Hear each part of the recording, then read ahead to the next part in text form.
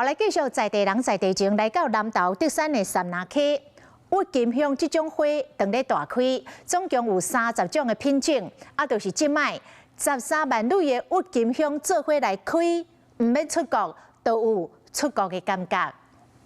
真侪种色水郁金香就开伫咧德山镇三林溪园区，民众直直摕手机影翕相留纪念，就亲像来到国外旅游共款，互游客看甲心花开。当然知道这边1月2月有那个郁金香的花海，所以就想说带家人来看看。当年1、2月份是三林溪郁金香的花季，园区内底有30个品种，13万蕊的郁金香，收花期延续到2月底。那为了要迎接寒假及春节的贵宾，然后让大家有更美好的心灵感受。